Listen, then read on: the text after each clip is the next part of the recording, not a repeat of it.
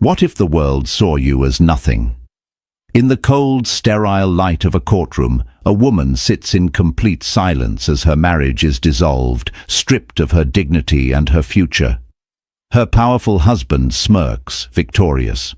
She walks away with nothing but the clothes on her back, a ghost in her own life. But what if that silence wasn't weakness? What if it was the quiet before a storm? Days later, a single announcement sends shockwaves through the elite world. This same forgotten woman is now the sole heiress to an unimaginable fortune. This isn't a fairy tale. It's a story of devastating betrayal, hidden motives, and the terrifying, exhilarating journey of a woman reclaiming her power. The courtroom was a study in beige and muted browns, a deliberate color palette designed to leach emotion from human tragedy. It smelled of old paper and the faint, antiseptic tang of cleaning fluid. For Claire Sterling, it was the color of her life now, drained, neutral, and utterly forgettable. She sat perfectly still at the defendant's table, her hands folded over the worn polyester of her only good blazer. Her lawyer, a public defender named Ms. Cho, whose exhaustion seemed to radiate from her like heat, had prepped her for this. Don't react, Claire. Whatever he says, whatever his lawyer implies, you stay quiet. It's the fastest way to make it end. And Claire wanted it to end. The past 6 months had been a slow, methodical dissection of her life, her character, her very soul. Across the aisle, her husband, soon-to-be ex-husband, Damien Thorne, looked magnificent. His suit was a custom-tailored charcoal grey that probably cost more than her apartment's security deposit. His hair was perfectly coiffed, his jawline sharp and confident. He leaned over to whisper something to his lawyer. A shark in a silk tie named Lawrence and a low chuckle rumbled between them. They looked like victors dividing the spoils, and she, Claire, was the spoils. "Mrs. Sterling," Lawrence began, his voice smooth and condescending as he addressed the judge, "has agreed to all terms of the dissolution. She makes no claim on Mr. Thorne's assets, his properties, or his ongoing business ventures. She asks for no alimony, no spousal support. She wishes only to dissolve the union and return to her maiden name." The judge, a woman with weary eyes and a face etched with the stories of 1,000 broken families, peered down at Claire over her spectacles. "Ms. Sterling, you understand what this means. After 12 years of marriage, you are walking away with nothing?" Claire's throat was a desert. She could feel Damien's gaze on her, a physical weight of smug satisfaction. He was enjoying this public demonstration of her complete and utter defeat. He had told her during one of their last screaming matches in their cavernous minimalist penthouse that she was nothing without him. "You were a community college librarian when I found you, Claire. I gave you everything. Without me, you'll be back to shelving dusty books and eating canned soup for dinner." He wasn't wrong. He had systematically isolated her from her old friends, convinced her that her job was unimportant, and made her world revolve entirely around his. And then, when he'd grown bored of her quiet devotion, he had shattered that world with the casual cruelty of a child kicking over a sandcastle. She met the judge's eyes. The script was simple. One word. Ms. Cho had written it on a notepad for her. Yes. She opened her mouth, the sound a dry crackle. "Yes, Your Honor." Damien's lawyer smirked. "As you can see, the separation is amicable and straightforward. A clean break, like an amputation without anesthetic." Claire's mind drifted, a defense mechanism against the sterile finality of the room. She thought of their early days, the whirlwind romance, the way Damien had looked at her like she was a masterpiece he had just discovered. He'd loved her quiet nature then, calling it a calm harbor in his chaotic life as a rising tech mogul. But over the years he had reframed her virtues as flaws. Her calm became passivity. Her contentment became a lack of ambition. Her love for simple things, like walking in the park or visiting old bookstores, became a provincial embarrassment. The final betrayal wasn't another woman. That would have been too simple, too human. The final betrayal was his utter indifference. He had announced his decision to divorce her over a catered dinner for his investors, mentioning it as a casual aside, as if discussing a minor stock fluctuation. "Claire and I will be parting ways. It's for the best. Allows me to focus more on the Thorn Industries expansion." She had become a line item on his balance sheet, a liability to be cleared. The judge's gavel struck the woodblock. The sound was flat, definitive. It echoed in the silent room, the punctuation mark at the end of her life's longest chapter. "The marriage between Damien Thorn and Claire Sterling is hereby dissolved." Claire didn't flinch. She didn't cry. She felt a profound, hollow emptiness, a vacuum where a heart should be. Ms. Cho gave her a sympathetic pat on the shoulder. Across the room, Damien stood up, buttoning his jacket. He shot a triumphant look in her direction, a look that said, "See? You are nothing." He didn't even have the decency to approach her. He simply turned and walked away, his expensive shoes clicking on the linoleum, the sound of him striding into his bright, shiny future, leaving her in the beige ruins of their past. She remained seated long after he was gone. The courtroom slowly emptied, the low murmur of voices fading until it was just her and Ms. Cho. "Are you okay?" the lawyer asked, her voice softer now. Claire finally looked at her.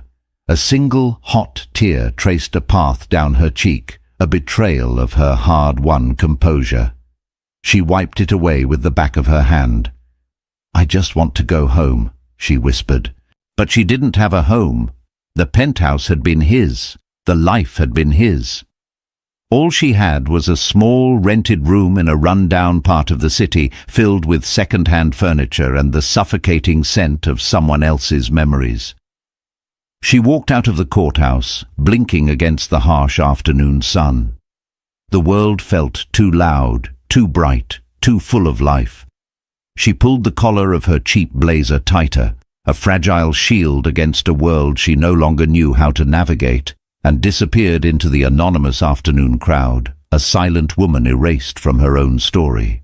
The apartment was on the third floor of a walk-up in the Mission District, a neighborhood thrumming with a vibrant, chaotic energy that felt alien to Claire. The walls were thin, and the scent of frying onions from the apartment below was a permanent resident. It was a world away from the climate-controlled, scent-diffused air of the penthouse overlooking the bay, where the only sound had been the distant hum of the city and the whisper of Damien's disapproval. This shoebox-sized room was her entire world now. A lumpy mattress on the floor, a wobbly card table with a single chair, and a hot plate that took 20 minutes to boil water. Every object was a testament to her failure. The chipped coffee mug, a donation from her landlady. The threadbare towel that never seemed to fully dry. She was living the life Damien had predicted for her, a grim prophecy fulfilled. For the first few days after the divorce, she did little more than stare at the water-stained ceiling, tracing the intricate patterns of decay with her eyes. The silence in the room was a living entity, an echo chamber for her thoughts, and they were relentlessly cruel. He was right. You are nothing. 12 years? Wasted. You let him do this to you. You let him erase you. Her past felt like a movie she'd watched about someone else's life. She remembered hosting lavish charity galas, her smile a carefully constructed mask as she mingled with San Francisco's elite.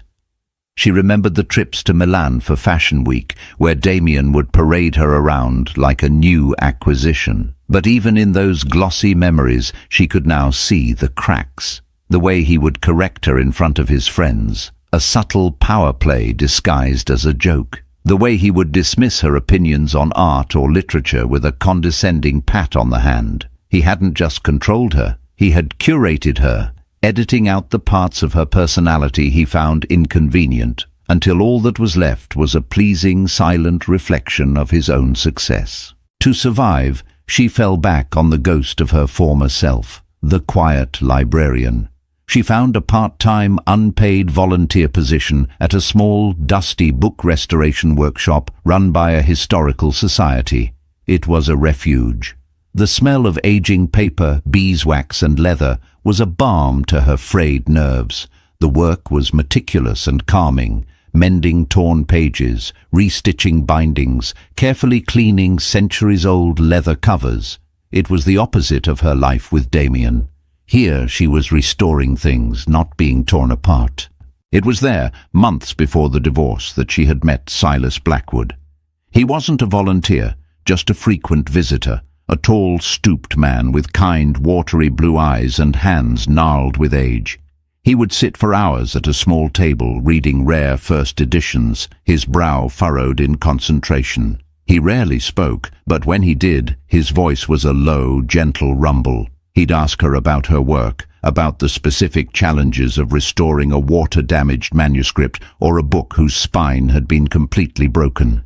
He listened with an intensity that was unnerving at first. It had been years since anyone, especially a man, had listened to her with such genuine interest. Their conversations were never about anything personal. They spoke of paper quality, of the beauty of a particular font, of the stories the books themselves told through their wear and tear. He saw the passion she had for the work, a passion she thought Damien had extinguished long ago.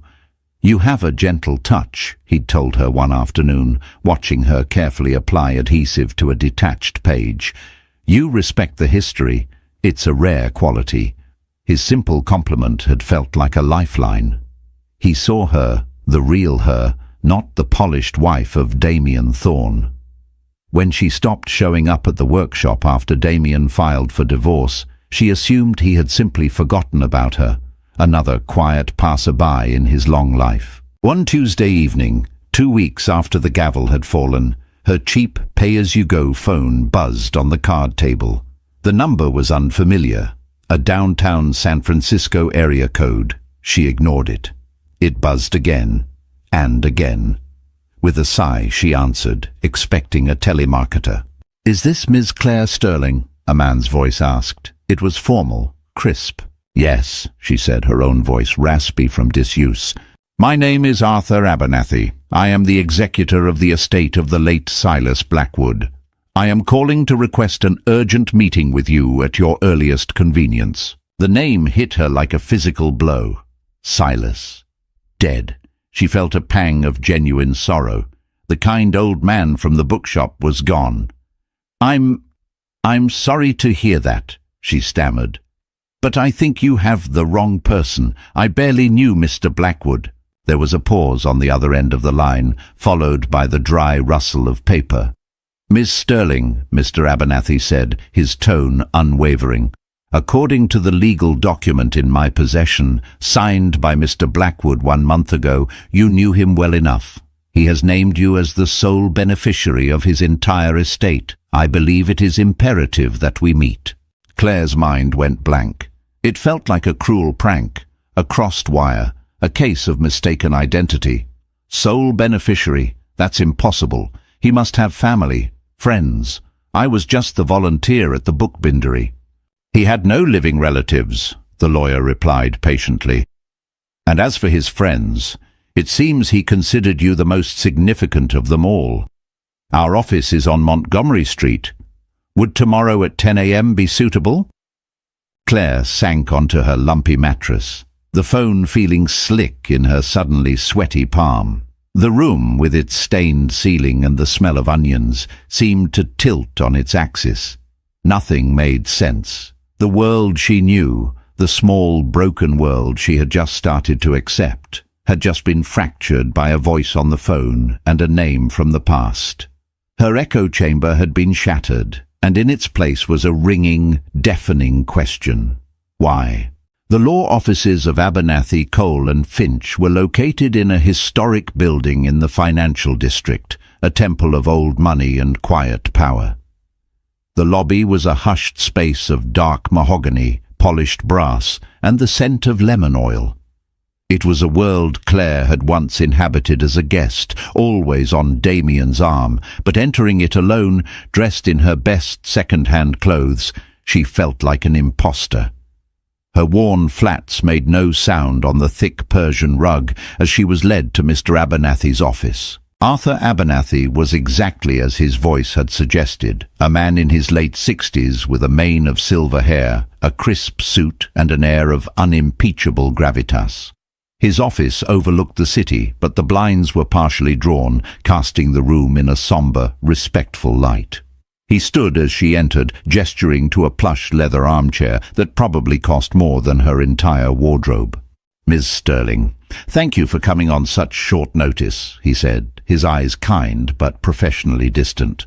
"Mr. Abernathy," she replied, her voice barely a whisper, "I'm still convinced there's been a terrible mistake." He sat down behind his immense desk, a surface so clean and organized it seemed less like a workspace and more like a museum exhibit. He folded his hands. "I assure you, there is no mistake. Silas was a client of mine for over 40 years. He was meticulous in all things, especially his final wishes. He was also a very private man. His circle was exceedingly small." Claire's mind was racing. Private? She had assumed Silas was just a lonely old bibliophile. The idea that he was a man of means, let alone significant wealth, seemed preposterous. "But why me? We talked about books, that's all." Mr. Abernathy slid a thick, cream-colored envelope across the polished wood. Her name was written on the front in a spidery, elegant script she recognized instantly as Silas's. "He left this for you. He believed it would explain things better than I ever could." With trembling fingers, she took the letter and opened it. The paper was heavy, expensive. "My dear Claire," the letter began, "if you are reading this, then I have finally surrendered to time's relentless march. Do not mourn me. I have lived a long and for the most part contented life. I am writing to you because, in the final years of that life, your quiet presence became a source of unexpected joy. You will no doubt be shocked by the contents of my will. People will call you a schemer, a gold digger. They will not understand. Let them talk. Their opinions are the rustling of dry leaves in the wind, meaningless. I did not accumulate my fortune. I inherited it, much as you are about to. It was built by my father, a man who believed that money was a fortress. He lived his life within its walls, and it was a lonely existence. For many years, I did the same. I watched the world from a distance, becoming a spectator in my own life. I collected things, companies, properties, art, and of course books. But I never truly connected with people. Then I started visiting the workshop. I watched you work. I saw the care, the patience, the reverence you had for these broken things. You didn't see them for their monetary value, but for the stories they held. You were mending them, making them whole again, and when we spoke, you looked me in the eye. You were not interested in who I was, but in what I thought. In this city, a city built on networking and calculating the value of every human interaction, your simple, unassuming kindness was the rarest commodity of all. I also saw the sadness in your eyes, a shadow you tried so hard to hide. I never pried, but I suspected you were in a gilded cage. I saw you diminishing, week by week, your light growing dimmer. Then you were gone. I made some discreet inquiries. I learned of your divorce, of the cruel and total manner in which you were discarded. This inheritance is not a gift, Claire. It is a tool. It is a key. Use it to unlock the cage you were put in. Use it to build a life of your own design, not one dictated by another. Use it to restore what was broken, not just old books, but your own spirit. Be well, be free. Your friend, Silas Blackwood. Claire finished the letter, tears blurring the final words. The letter was a revelation, a validation she didn't know she desperately needed. Someone had seen her, someone had understood. The hollow space inside her chest ached with a mixture of profound grief and overwhelming gratitude. He was, she trailed off, unable to find the words. He was a keen observer of character, Mr. Abernathy finished for her, his voice gentle. He pushed a second document towards her. It was the will. She scanned the legalese, the formal jargon, but the numbers were impossible to ignore. Stocks in blue-chip companies. Real estate holdings in San Francisco, New York, and London. a portfolio of art and rare books, and a liquid asset fund with a number so large it seemed typographical error. "The total value of the Blackwood estate," Mr. Abernathy said, his voice calm and steady, "is estimated to be in the region of $2.7 billion. The air rushed out of Claire's lungs. 2.7 billion. It wasn't a number, it was an alternate reality. The room began to spin. Her life as a divorced, destitute woman in a tiny apartment, the life of canned soup and threadbare towels, seemed to evaporate like a dream upon waking. But the feeling wasn't joy. It was vertigo. It was terror. This wasn't a tool. It was a mountain crashing down on top of her. I can't," she stammered, shaking her head, pushing the will away from her. "This is too much. I don't know how to manage any of this." "You won't have to do it alone," Mr. Abernathy assured her. "Silas established a board of financial advisors, lawyers and accountants to manage the portfolio. Your only role, at least initially, is to be the owner, to make the final decisions, the first of which is accepting the inheritance." Accepting. It was a choice. She could say no. She could walk out of this office, back to her tiny room, back to the comfortable misery she understood. It was a tempting thought. This new world was terrifying, full of responsibilities and expectations she couldn't possibly meet. But then she thought of Silas's letter. Use it to restore what was broken. She thought of Damien's smug, triumphant face in the courtroom. "You are nothing without me." A tremor went through her, a seismic shift deep in her soul. It wasn't the shaking of fear anymore. It was the first faint vibration of something else, something that felt dangerously like strength. She looked Mr. Abernathy in the eye, her own gaze clear for the first time in years. "I accept." Damien Thorne was enjoying a celebratory scotch at an exclusive rooftop bar, the city lights of San Francisco glittering below like a carpet of diamonds. The divorce was final. He'd successfully excised the dead weight from his life. Claire, with her dreary hobbies and her complete lack of killer instinct, had been holding him back. His new girlfriend, a vapid but stunningly beautiful Instagram model named Kenzie, was far more suitable for his public image. Kenzie was currently laughing a high, tinkling sound at a joke one of his sycophantic junior partners had made. Damien smiled. Life was good, orderly, profitable. His phone vibrated on the polished marble bar. It was a news alert from a financial journal he followed. The headline made him frown. "Silas Blackwood, reclusive real estate magnate, dead at 88, leaves entire 2.7 B fortune to mystery woman." Damien's interest was piqued. He knew of Blackwood, of course. The man was a legend, an old-world titan who had built his empire in the shadows, never seeking the spotlight.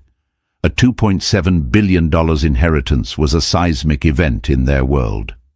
He tapped the link, idly curious about which socialite or long-lost European royal had hit the jackpot. He scrolled through the article. It detailed Blackwood's major holdings, his legendary privacy, and then he saw the paragraph that made the expensive scotch turn to acid in his stomach. "The sole heir has been identified as Ms. Claire Sterling of San Francisco. Ms. Sterling, recently divorced from tech mogul Damien Thorne, is a former librarian with no known prior connection to Mr. Blackwood. Sources close to the estate's executor confirm the validity of the will, calling it ironclad. The financial world is abuzz with speculation about the nature of their relationship." The glass nearly slipped from his hand. Claire, his Claire, the mousy, pathetic woman he had just cast aside for nothing. $2.7 billion. The sound of Kenzie's laughter suddenly grated on his ears like nails on a chalkboard. The glittering city lights seemed to mock him. He could feel a hot, volcanic rage building in his chest. It wasn't possible. It was a mistake, a typo. Claire didn't know anyone. She didn't do anything.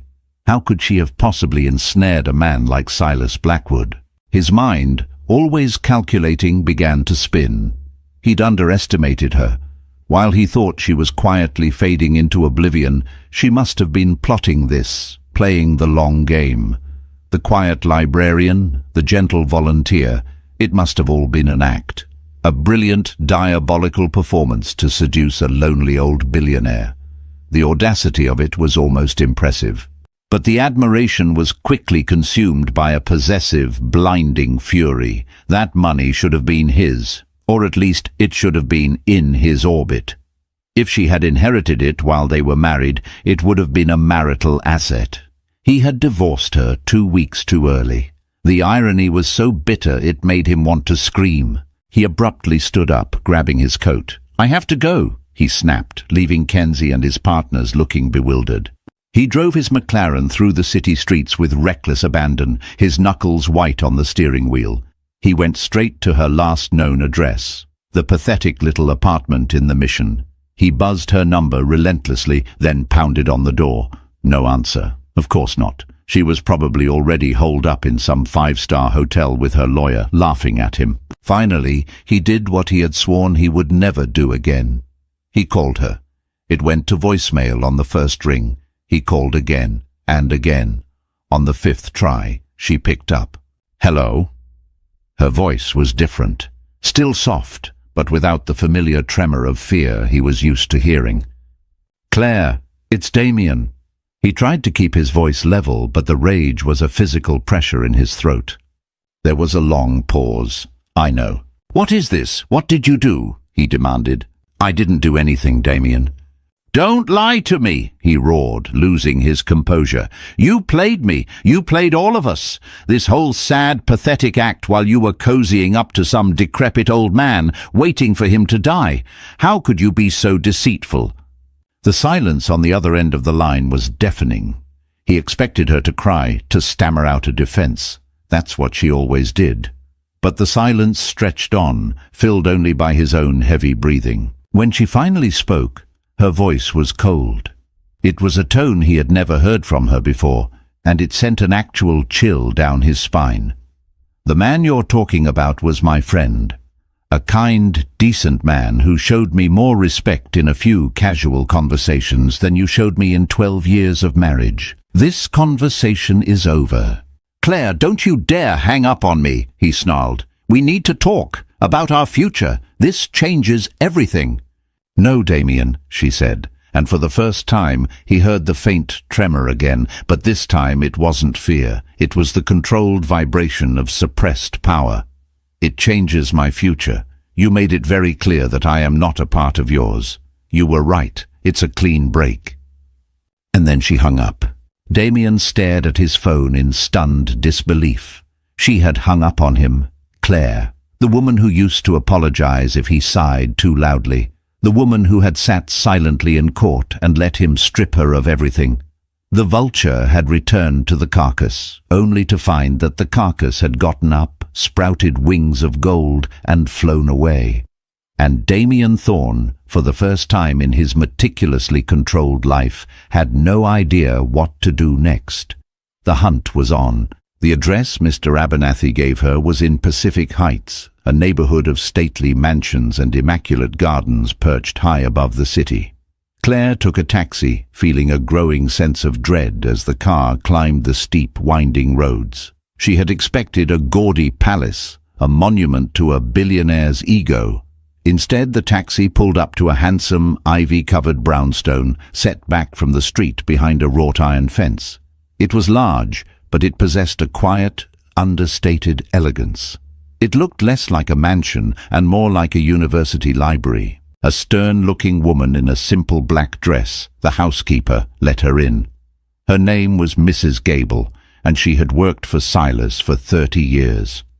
Her eyes, filled with a grief that was both fresh and profound, held a flicker of suspicion as she looked Claire up and down. Claire couldn't blame her. In Mrs. Gable's eyes, she was the usurper, the mystery woman who had stolen the inheritance. "Mr. Abernathy said you would be coming," Mrs. Gable said, her voice stiff. "He said you are to have full access. Mr. Blackwood's study is this way." The house was silent, filled with the scent of beeswax and old wood. It was immaculate, but it felt lived in. There were books stacked on side tables, a half-finished crossword puzzle on a small desk, a worn armchair by a fireplace. This was a home, not a showroom. The study was clearly the heart of the house. Floor-to-ceiling bookshelves lined every wall, crammed with volumes of every shape and size. 2 comfortable leather chairs sat before a large fireplace, and a massive oak desk was positioned in front of a bay window that offered a stunning panoramic view of the Golden Gate Bridge. It was a room designed for quiet contemplation. It felt like Silas. "He spent most of his time in here," Mrs. Gable offered, her tone softening slightly as she took in the room. "He said the world made more sense when viewed through a library window."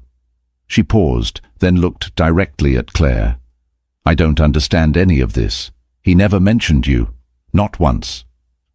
"I don't understand either," Claire answered honestly. "I knew him as a quiet man who loved old books. That's all."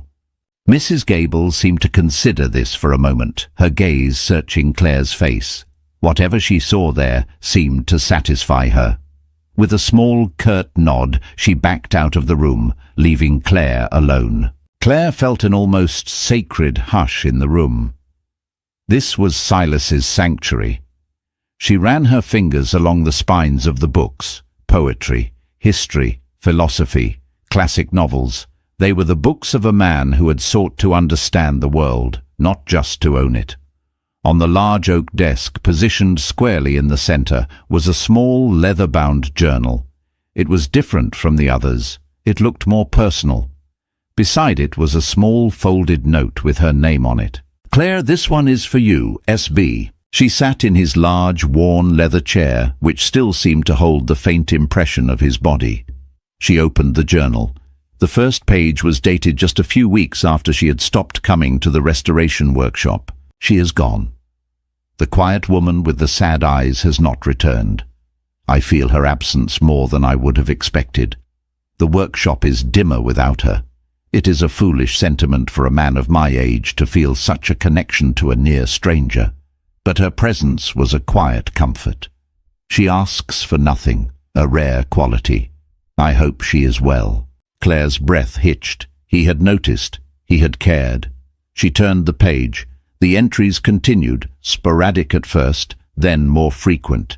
He had, as he'd said in his letter, made inquiries. "I have learned her name, Claire Sterling, married to that peacock of the tech world, Damien Thorne. I have seen him in the papers, a man who preens for the camera. He does not seem a suitable match for a woman of her quiet depth. A gilded cage, indeed. I fear for her. Thorne has filed for divorce. The initial reports suggest it will be a brutal affair. He is known for his ruthlessness in business. It is unlikely he will be any kinder in his personal dealings. She has no family to support her. She is alone." As she read on, she began to see the full picture. Silas hadn't just been a passive observer. He had been her silent guardian. The journal entries detailed his growing disgust with Damien's tactics, which he followed through his legal contacts. He wrote about his decision to change his will, a decision that his lawyers, including Mr. Abernathy, had strongly advised against. "Arthur thinks I am being rash, sentimental. He suggests a foundation, a charitable trust. But I am not interested in the sterile philanthropy of my peers. I have spent a lifetime watching money flow to institutions. I want to see what happens when it flows to a single deserving soul. I want to give her back the power that was stolen from her. Power is a tool, and I have seen in her hands the care she takes with broken things. I trust her to mend, not to break." The final entry was from only a few days before his death. "It is done. The papers are signed. I feel a sense of peace I have not felt in years. My father's fortune, which has often felt like a shroud, will now be a key. I will not see what she does with it, but I have faith. She will build something beautiful. I am sure of it." Claire closed the journal, holding it to her chest. The weight of his faith in her was immense, terrifying, and yet liberating. All her life she had been defined by others, as a dutiful daughter, a quiet student, Damien's beautiful wife, a pathetic divorcee. Silas Blackwood was the first person who had defined her by her own character.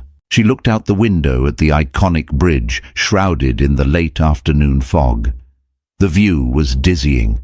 For so long, her world had been small, confined to the four walls of her apartment, the four corners of her own mind. Now, the entire world was spread out before her. It was his final gift. Not the money, not the house, but this, a new perspective. A chance to see herself as he had seen her, strong, capable, worthy. A quiet resolve settled over her. The fear that had been her constant companion began to recede, replaced by a nascent sense of purpose. This wasn't just about her anymore. It was about honoring the legacy of the kind, lonely man who had seen her when she was invisible. Damien wanted a fight. He would get one.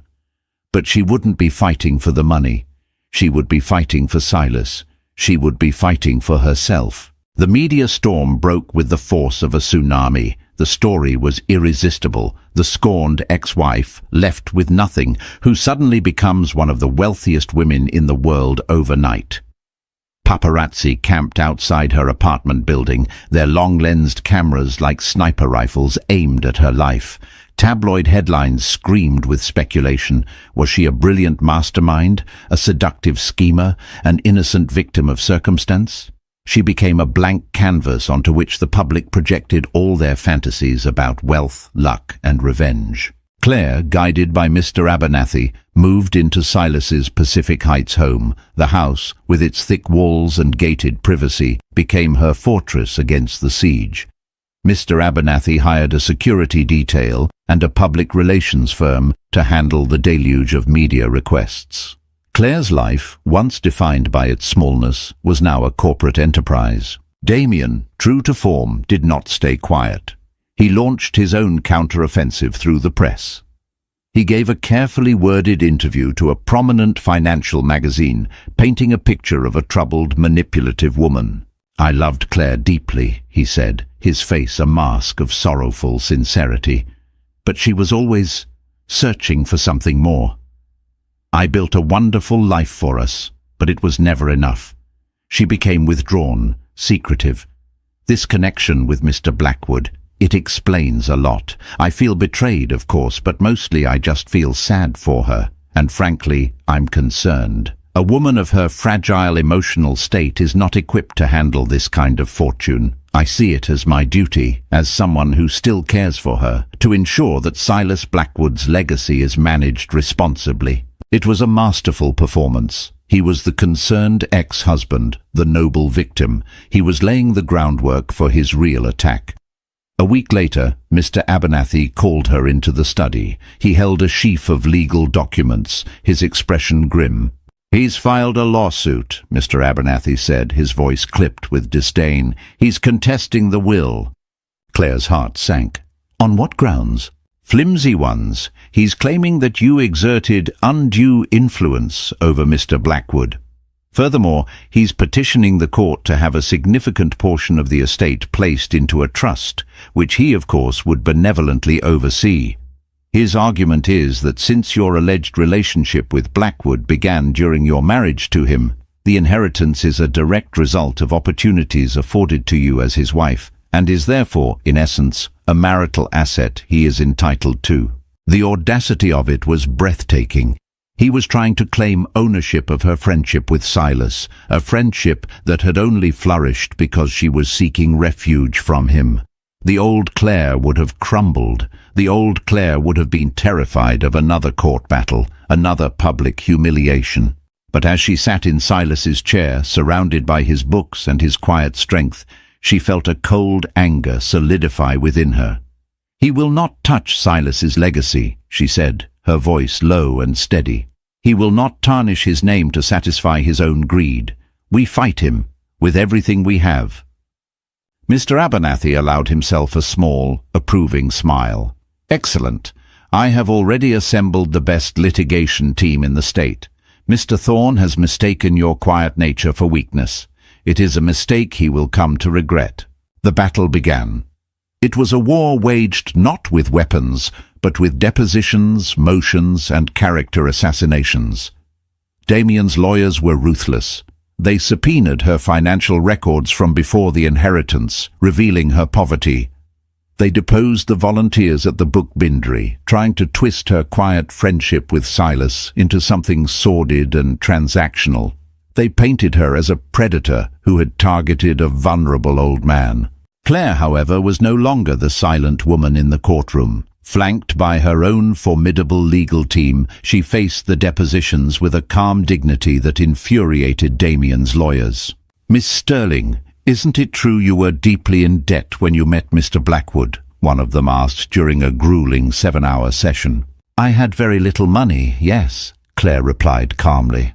"My ex-husband left me with nothing." "And you saw an opportunity, did you not? A lonely old man with billions of dollars." Claire met his gaze without flinching. "I saw a kind soul who loved books. We discussed 18th century binding techniques and the poetry of John Keats. His finances were never mentioned. I didn't even know he had any." Her sincerity was her best defense. It was impossible to fake the genuine affection and respect she had for Silas. Every attempt Damien's team made to paint her as a schemer was undercut by her steadfast, dignified testimony. But the fight was taking its toll. The constant scrutiny, the endless legal maneuvering, the public nature of the battle. It was exhausting. One evening, feeling overwhelmed, she retreated to the study with Silas's personal journal. She read his words again, searching for guidance. "Power is a tool. I trust her to mend, not to break." She realized then that she had been playing defense. She had been reacting to Damien's attacks, trying to protect Silas's memory and her own character. But that wasn't enough. Silas hadn't given her this power just to build walls. He had given it to her to build a new life. Mending wasn't just about preservation, it was about creation. An idea began to form in her mind, a way to fight back that wasn't on Damien's terms, a way to honor Silas that went beyond fending off lawsuits.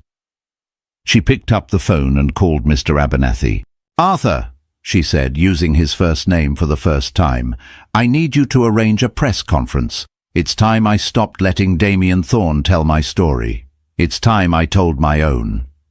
The press conference was held in the grand ballroom of a downtown hotel. The room was packed, a chaotic sea of cameras, microphones and reporters, all hungry for a piece of the story. Claire, dressed in a simple but elegant navy blue dress, walked to the podium with a composure that surprised even herself. The blinding flash of camera bulbs was a physical assault, but she didn't flinch.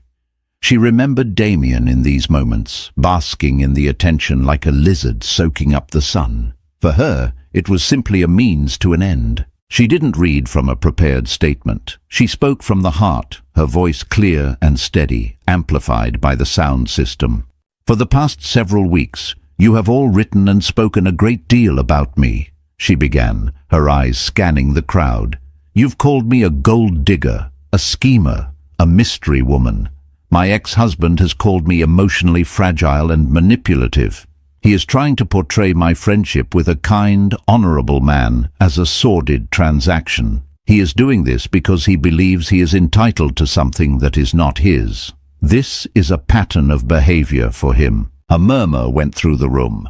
This was not the defensive posture they had expected. "I am not here today to talk about my divorce or my personal life," she continued. "I am here to talk about Silas Blackwood's legacy." Silas believed in the power of art, history, and literature to elevate the human spirit. He believed in quiet, diligent work. He believed in restoring things that were broken. To honor his memory and to use the incredible gift he has given me, I am announcing the formation of the Blackwood Foundation for Arts and Humanities. She laid out her vision. The foundation would provide grants to underfunded libraries, museums, and restoration workshops, places just like the one where she met Silas. It would fund scholarships for students in the humanities. Its first major project would be to purchase and permanently endow the Historical Society and Book Bindery where her new life had begun. Silas Blackwood's fortune will not be squandered in courtrooms or hoarded in bank accounts, she concluded, her voice ringing with conviction. It will be used to mend, to build, and to preserve the things he held dear.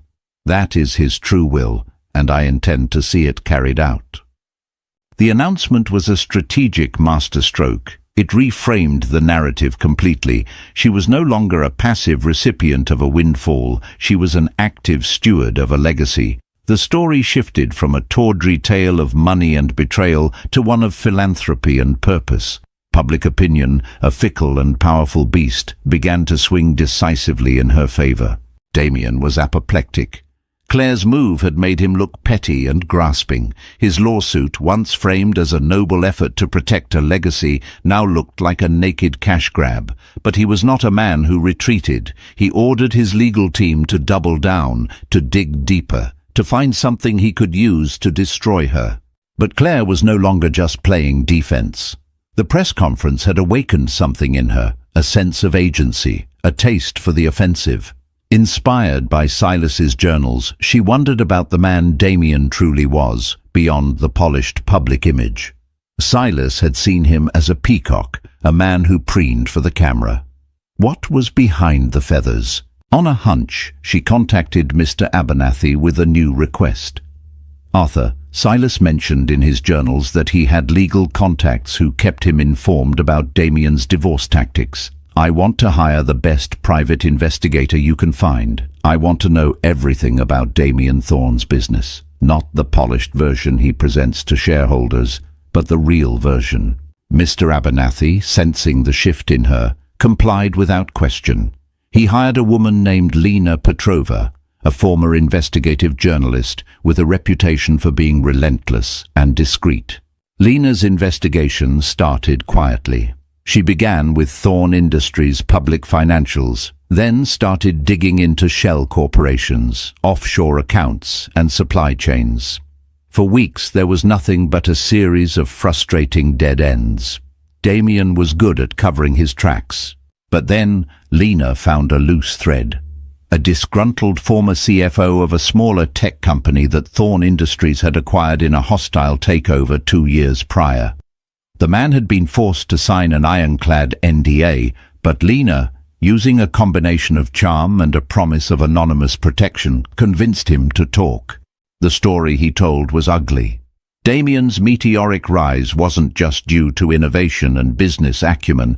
It was built on a foundation of stolen intellectual property, insider trading, and a particularly nasty scheme involving a pump and dump of his own company's stock, which had enriched him and his inner circle while wiping out the retirement funds of hundreds of small, unsuspecting investors. The former CFO had the documentation to prove it. Lena brought the evidence to Claire. It was all there, in black and white: falsified reports, illegal wire transfers, damning email chains. It was a portrait of a man consumed by a pathological greed, a man who would crush anyone to get what he wanted. He hadn't just discarded her, he had built his entire empire on discarding people. Claire stared at the files spread across Silas's desk. This was it. This was the end of him. She could go to the SEC, she could go to the press, she could utterly destroy him, tear down the entire edifice of his life, just as he had torn down hers. The power in her hands was absolute. The thought brought a surge of cold, thrilling adrenaline. Revenge. It was a tempting, intoxicating poison. She could picture his face, the smug confidence wiped away, replaced by panic and fear. It was everything she had dreamed of in her darkest moments in that lonely little apartment. But then she looked around the study, at the books filled with centuries of human wisdom and folly.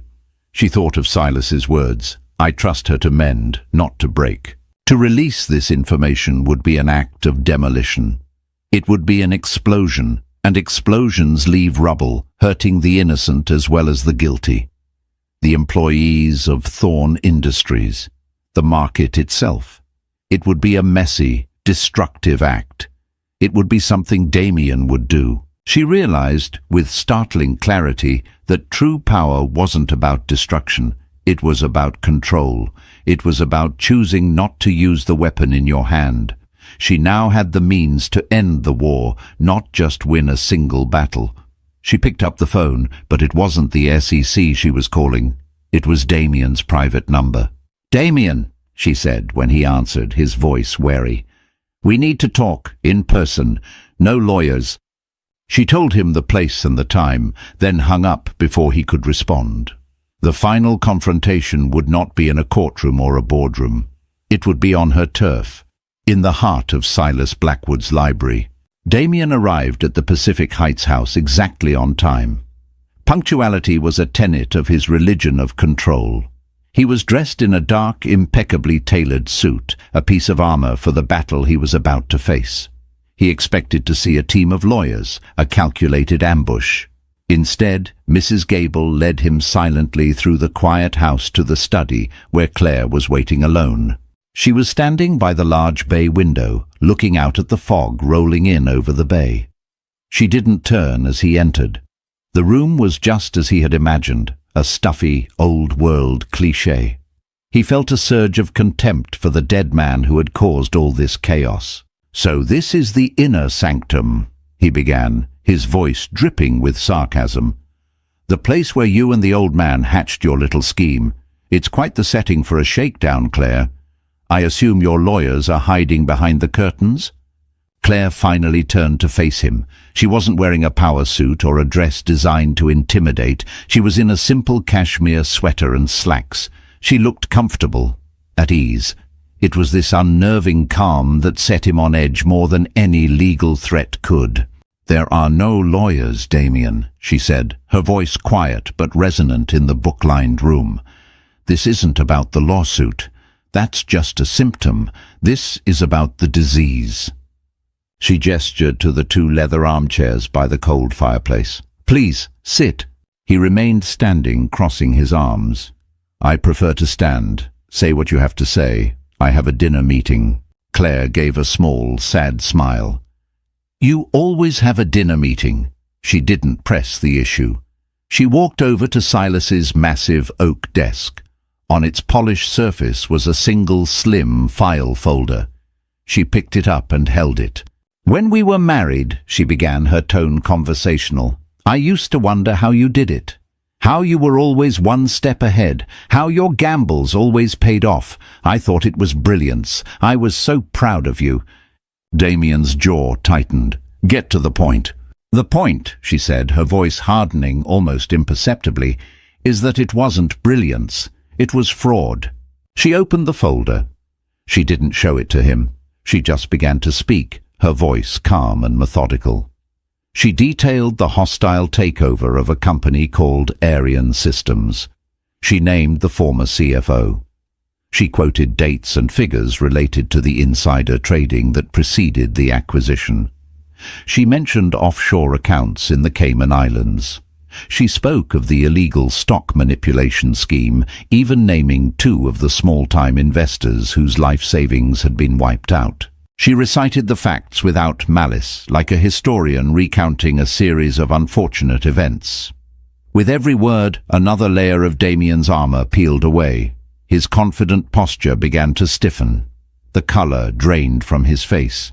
His carefully constructed world was being dismantled, piece by piece, by the quiet, methodical voice of the woman he had called nothing. "How?" he finally choked out, the single word a croak of disbelief. "How do you know this?" "You underestimated me, Damien," she said simply. "You always did. You thought my world was small. You thought my interests were trivial. You never considered that I might learn to use the tools you understand. Money, information, power. Silas gave me the resources, but you gave me the motivation." She closed the folder and placed it back on the desk. "This file contains everything. The documentation, the bank records, the sworn testimony. Copies have been made, of course. They are in very safe hands." He stared at the folder as if it were a venomous snake. The silence in the room was thick with his unraveling. His mind, usually so quick and decisive, was a maelstrom of panic. SEC investigations, jail time, the end of his empire, the end of him. "What do you want?" he finally whispered, his voice stripped of all its arrogance. It was the voice of a cornered animal. "Money? You already have all the money in the world. This was the moment, the climax of it all. She could lay out her terms of surrender. She could demand a public apology. She could force him to his knees. But looking at him now, seeing the pathetic, terrified man behind the facade of the Titan, she felt nothing but a profound, weary pity. Revenge was a hollow victory. "Want?" she repeated softly. "I don't want anything from you, Damien. That's the entire point. I am finally free of wanting anything from you." She walked back to the window, turning her back on him. "Tomorrow morning, I want to see a letter of dismissal for your lawsuit on Mr. Abernathy's desk.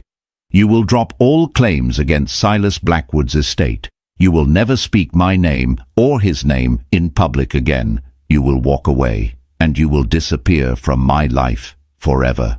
"And if I don't?" he asked, a desperate flicker of his old defiance. Claire looked over her shoulder, her eyes holding his. "Then I will give this folder to the New York Times, and I will let the world see the kind of man you really are. Not a brilliant builder, but a common thief." She held his gaze, and in that moment, the power dynamic that had defined their lives for 12 years was not just reversed, it was annihilated. He was the one who was nothing, a hollow man built of stolen parts. He stared at her for a long moment, his chest rising and falling rapidly. He saw no loophole, no angle to play. He was utterly and completely beaten. He gave a single jerky nod, a gesture of absolute defeat. Then, without another word, he turned and walked out of the study, his footsteps no longer the confident click of a victor, but the shuffling retreat of a ghost. Claire watched him go. She listened until the sound of the front door closing echoed through the quiet house. She did not feel triumphant. She did not feel joy. She felt still. The storm had passed.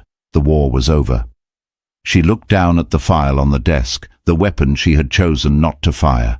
She picked it up, walked over to the cold fireplace, and dropped it inside. She had no need for it anymore. She was finally, truly free. Claire's story is a powerful reminder that the quietest people often have the most profound strength.